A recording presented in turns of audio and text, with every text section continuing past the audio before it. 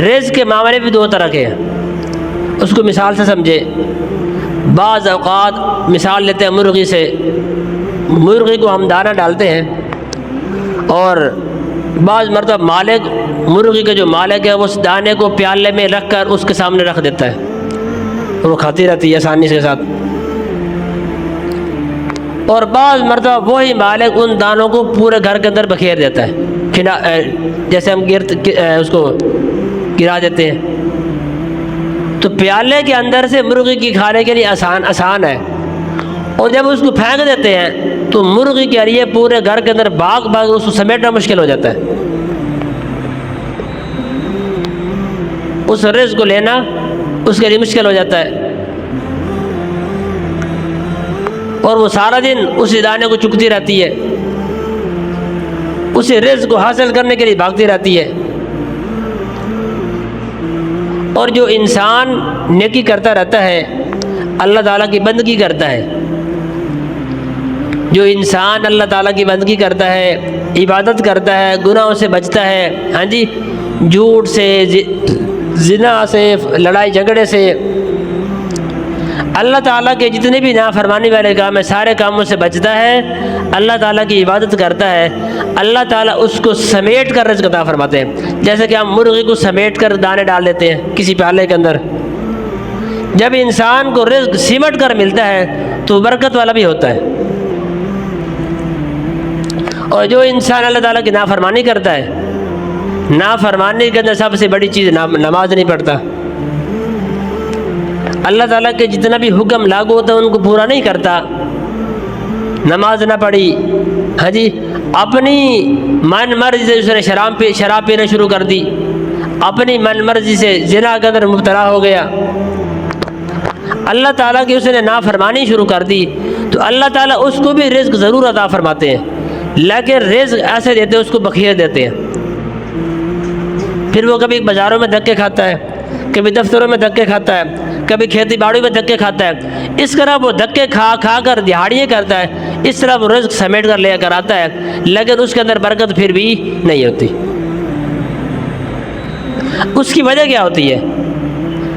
اس کی وجہ یہ ہوتی ہے کہ ہم اپنے مقصد زندگی کو بھول چکے ہوتے ہیں، ہم مقصد زندگی کو چھوڑ کر ضروریات کے زندگی کے پیچھے لگ جاتے ہیں، اس کی پھر انسان کو سزا ملتی ہے۔ اللہ تعالیٰ رزق نہیں بند کرتے، کیوں؟ اللہ تعالیٰ رزق دینے کا وعدہ جو کیا کہ میں رزق دوں گا، آپ کو کھلاؤں گا آپ کو، لیکن اگر میری مرضی کے مطابق رزق لوگے تو اس کے اندر برکتیں آپ کو ملیں گی، اس کے اندر خوشحالی ملے گی، پریشانیاں دور ہوں گی، سکون آئے گا۔ لیکن اپنی من مرضی کا رزق مجھ سے لوگی تو وہ بھی عطا کر دوں گا، لیکن اس رزق کے اندر پریشانیاں بھی ہوں گی، مصیبتیں بھی ہوں گی، سکون بھی نہیں ہوگا، اور اس رزق سے انسان کے خرچ بھی پورے نہیں ہوں گے۔ یاد رکھیں کہ پروردگار نے جو رزق دیا ہوتا ہے وہ لکھا گیا ہوتا ہے، اللہ تعالیٰ نے جو انسان کو رزق دینا ہوتا ہے وہ پہلے سے لکھا گیا ہے۔ اگر وہی رزق انسان حلال طریقے سے کمائے اس کو اتنا ہی ملے گا جتنا ملنا تھا، اگر جلد بازی میں آ کر اس رزق کو حرام طریقے سے کمائے پھر بھی اس انسان کو اتنا ہی ملے گا، لیکن اس رزق پر حرام کا ٹھپا لگ جائے گا کہ اس انسان نے جلد بازی کے اندر رزق کو کمایا ہے اور حرام طریقے سے کمایا۔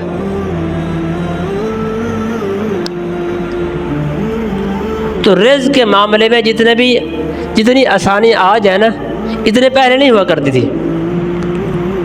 آپ پورے محلے میں دیکھیں، کوئی گھر ایسا ہوگا جس گھر کے اندر 3 وقت چولہا نہ جلتا ہو، کوئی بتا سکتے ہیں آپ میں سے؟ کوئی ایسا نہیں ہے۔ چلو کم کر لیتے، 2 ٹائم تو ضرور چولہا جلتا ہوگا، اور کام کر لیتے 1 ٹائم تو ہر حال میں چولہے کے اندر آگ جلتی ہوگی کھانے کے لیے، اور پھر کھانے کے ساتھ ساتھ چائے بسکٹ بھی چل رہی ہوتی ہے۔ تو انسان کو اللہ تعالیٰ اتنا کھلا رہے ہیں اور پھر بھی انسان اللہ تعالیٰ سے شکایت کر رہا ہوتا ہے کہ یار کچھ نہیں ہے، اور میرے پاس کچھ ہے ہی نہیں ہے، رزق ہی نہیں ہے، پیسے ہی نہیں ہے. اور بعض مرتبہ اور آج کل یہ بھی ہے کہ انسان کو خواہشات کے مطابق کھانا ملتا ہے. وہ کیسے؟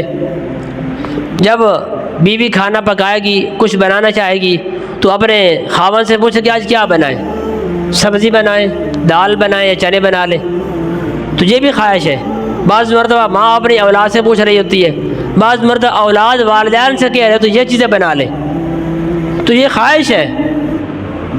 جو چیز اگر اس کے مطابق پک گئی تو انسان کو اس کے خواہش کے مطابق رزق مل گیا. صحابہ کرام رضوان اللہ تعالی علیہم اجمعین کا دور دیکھیے. سیدہ عائشہ صدیقہ رضی اللہ عنہا فرماتی ہیں کہ ہمارے گھروں میں 2 مہینے چولہے کے اندر آگ ہی نہیں جلتی تھی، اور ہمارے چولہے کے اندر گھاس اگایا کرتی تھی. جس چولہے کے اندر اتنا دن آگ ہی نہیں جلنی تو گھاس ہی اگنی ہے. ہمارے چولہے ابھی ٹھنڈے ہوتے نہیں ہیں، دوسری مرتبہ پھر تیار ہو جاتے ہیں چلنے کے لیے، کچھ نہ کچھ پکانے کے لیے تیار ہو جاتا ہے.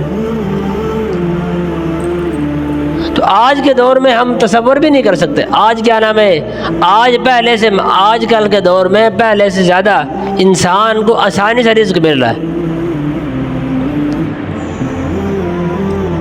تو ہمارے ذمہ جو کام وہ یہ ہے کہ اللہ تعالیٰ کی بندگی کرنا.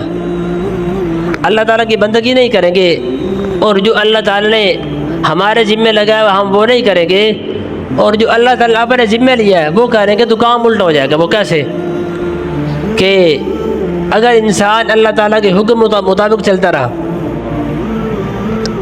اگر انسان اپنی زندگی کے اندر اللہ تعالیٰ کے حکموں کو پورا کرتا رہا تو اللہ تعالیٰ اس کو رزق بھی عطا فرمائیں گے اور اس رزق کے اندر برکت بھی عطا فرمائے گی. اور جو بندہ اس کو عافیت والا رزق عطا فرمائے، سکون والا. اور جو بندہ اللہ تعالیٰ کے حکم کو پورا نہیں کرتا، اللہ تعالیٰ کو ناراض کرتا رہتا ہے، اور اللہ تعالیٰ اس کو رزق بھی دیتے ہیں لیکن الجھا کر دیتے ہیں. پریشانیوں والا رزق، ایک طرف سے پیسے آ رہے ہیں دوسری طرف لگ رہے ہیں، ایک طرف سے مال آیا پتہ نہیں چلتا کہ کہاں سے کہاں چلا گیا. پھر انسان اس مال کو دیکھتا رہتا ہے، یار آیا تو تھا لیکن جانے کا پتہ نہیں چلا. تو بات کرنے کا مقصد یہ ہے کہ اللہ تعالیٰ نے جو ہمارے ذمہ کام لگایا ہے ہم اس کام کو زیادہ فوقیت دیں، اس کام کی ہمارے اندر زیادہ اہمیت آ جائے. اللہ تعالیٰ کے حکموں کو جب ہم ہلکا لیتے ہیں تو ان کو چھوڑنا آسان ہو جاتا ہے. اللہ تعالیٰ کے حکم کو ہم ہلکا نہ سمجھیں. جب اللہ تعالیٰ کا حکم کوئی آئے ہم اس کو بہت بڑا حکم سمجھیں اور اس کو پورا کرنے کی اللہ تعالیٰ سے توفیق مانگیں.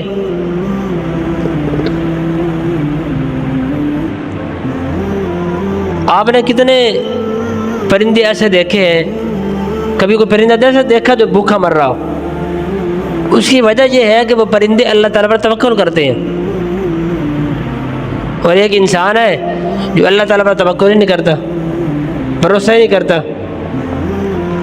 یہ کتنی عجیب بات ہے کہ چوہے رزق کھائیں اللہ تعالیٰ کا، بلیاں کھائیں، جنگل کے جانور کھائیں، ہاں جی پانی کے اندر جتنے جانور وہ بھی رزق کھائیں، لیکن اللہ تعالیٰ اس کو کیسے بھوکا رکھ سکتے ہیں جس کو اللہ تعالیٰ نے اشرف المخلوقات بنایا، اپنا نائب، اپنا خلیفہ بنایا.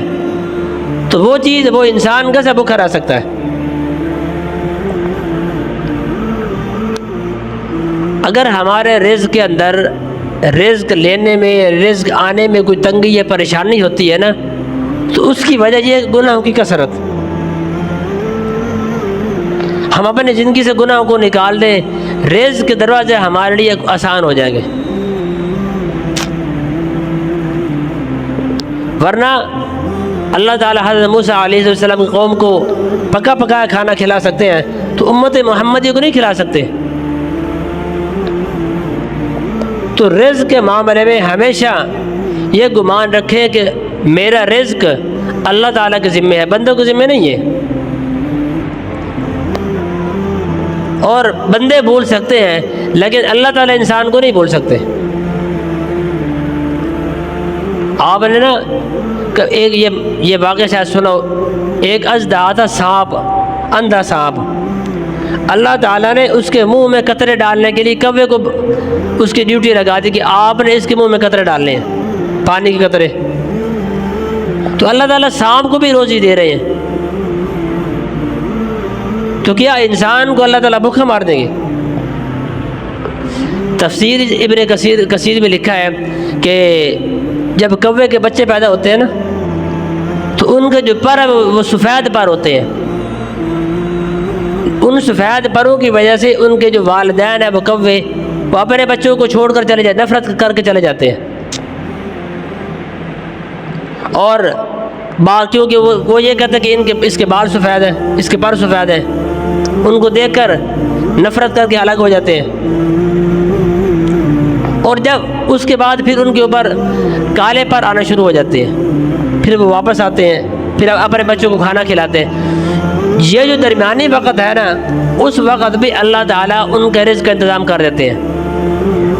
جب ان کوے کے بچوں کو ان کے والدین چھوڑ کر چلے جاتے ہیں تو اللہ تعالیٰ ان بچوں کے پاس مچھروں کو بھیجتے ہیں، اور وہ مچھر ان کی غذا بن جاتی ہیں۔ تو یہ ہے اس کے دینے کے دروازے۔